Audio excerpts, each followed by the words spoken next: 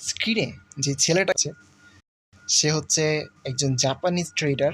এই ছেলেটার ছবি নাম না জানলেও ছবি কোথাও না কোথাও দেখা হয়েছে সোশ্যাল মিডিয়াতে বা বিভিন্ন জায়গায়। এই ছেলের নাম হচ্ছে তাকাসি কাটেগাওয়া, ঠিক আছে, একজন জাপানিজ ট্রেডার। এই ছেলের কাহিনী হলো 15K 150 মিলিয়নে কনভার্ট করেছিল ডে ট্রেডিং করার মাধ্যমে। ও কিন্তু একজন গেমার ছিল, ঠিক আছে, একজন জাপানিজ ট্রেডার, একজন গেমার ছিল। টোকিওতে বসে বসে চুপচাপ থাকতো, একা একা ঘরে বসে গেম খেলতো, কারোর সাথে মিশতো না, ঠিক আমাদের মতোই।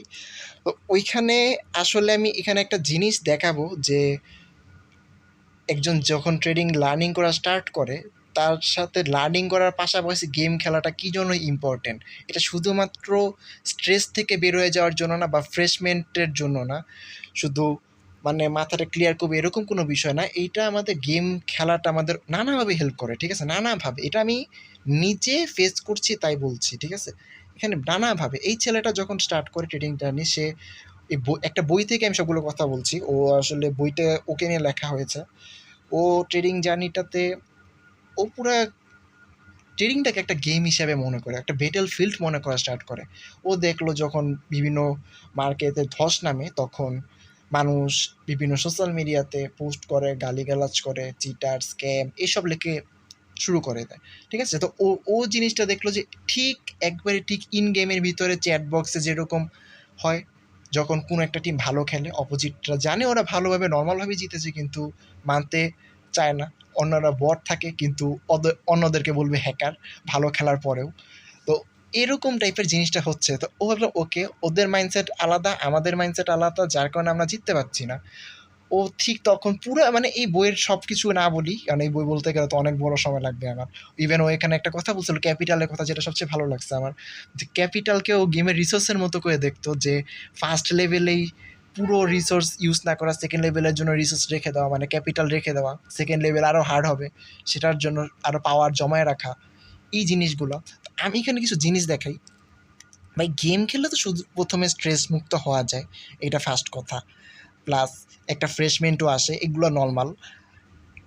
এর থেকে উপস্থিত বুদ্ধিও বেশি কাজ করে। আমি একটা জিনিস দেখাই এখন, আমি 20 আওয়ার্সের ব্যাক টেস্ট কমপ্লিট করেছি, ঠিক আছে, 20 আওয়ার্সের স্ট্র্যাটেজি বিল্ড ব্যাক টেস্ট সব কমপ্লিট করেছি। এই যে এইটা হচ্ছে আমার ভাই স্ট্র্যাটেজি বিল্ড করার পর প্রত্যেকটা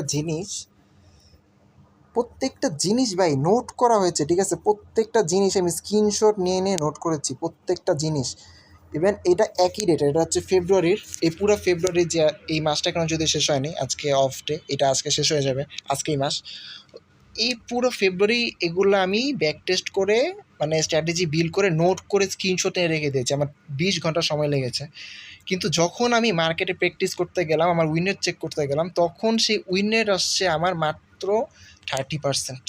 ওইখানে কিন্তু আমি অলরেডি একই মার্কেটে একই ডেটে আমি অ্যানালাইসিস করে অলরেডি ব্যাক টেস্ট করে 20 ঘন্টা সময় নিয়ে মাত্র 30 না 20 ট্রেড অ্যানালাইসিস করেছি আমি, 20 ঘন্টা সময় নিয়েছি, মানে প্রতিটা ট্রেডের জন্য 1 ঘন্টা করে সময় নিয়েছি আমি স্ট্র্যাটেজি বিল্ড করতে। সেই সেম ট্রেডগুলো যখন নিতে আসছি, সেখানে আমার মাত্র 30% উইন রেট। রিজনটা যখন আমি দেখতে গেলাম কি রিজন, তখন আমি দেখলাম যে আমি নর্মালি মার্কেটে, ওইখানে একটা থামা মার্কেট, ব্যাক টেস্ট তো একটা থামা মার্কেট, থামা মার্কেটে যখন ট্রেড করতে যাই তখন এত কিছু মানে দেখি নেই আমি যখন স্ট্র্যাটেজিটা বিল্ড করেছি।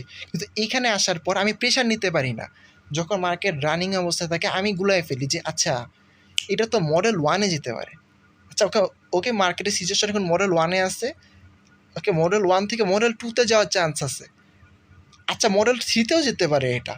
এই যে যেতে পারে আছে, লাস্টে কী হলো, মানে আমি আর মানে সব মিলাই ফেলি, আমি গুলাই ফেলি, আমি প্রেশার নিতে পারি না, আমার মাথা কাজ করা অফ করে দেয়, দেন লাস্টে গিয়ে লস করি। অথচ আমি কিন্তু জানি লস করার পর যখন আমি চেক করি কী হলো, আচ্ছা এটা তো মডেল 1-এই ছিল, মাঝখান থেকে আমি এত ওভার থিঙ্কিং করলাম, লস করলাম।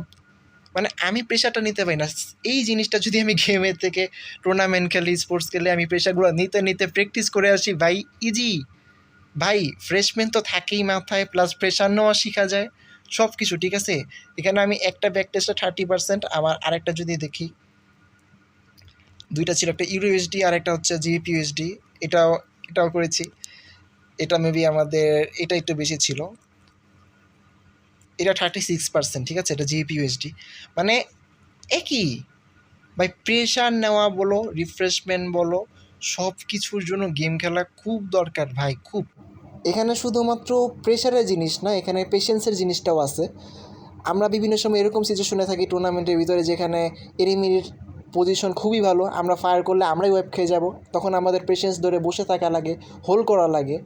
আমার এখানে যে 30% উইন রেট আসলো, এইটা আমি দেখলাম যে আমি এত কিছু নোট করে রেখেছি, অথচ যেইগুলো নোট করে রেখেছি সেই অনুযায়ী মার্কেটের সেট আপ আসে নাই। তারপরেও আমি পেশেন্স রাখতে পারি নাই, আমি জোর করে সেট আপ দিছি, জোর করে ট্রেড নিছি, জোর করে ট্রেড এক্সিকিউট করেছি, যার কারণে কিন্তু আমার উইন রেট আরও কমে গিয়েছে, ঠিক আছে।